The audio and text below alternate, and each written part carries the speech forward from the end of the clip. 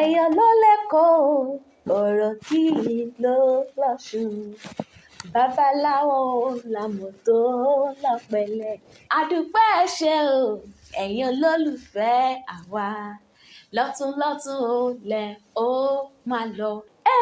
Mo kí yín nílé mo kí yín lájò mo kí yín pé ẹ ṣé o gbogbo ẹ̀yin olólùfẹ́ Ibidunni TV ẹ kú àtìlẹ́yìn ẹ kú ìfẹ́ ẹ kú ìránṣẹ́ ẹ kú gbogbo ìgbà ẹ ṣeun gidigidi gan. Mo wá láyọ̀ tòun ti dùnnú àlàáfíà mo fi sọ fún yín wípé Ibidunni TV is back for good pẹ̀lú èmi ọmọ yín omidan Mitade.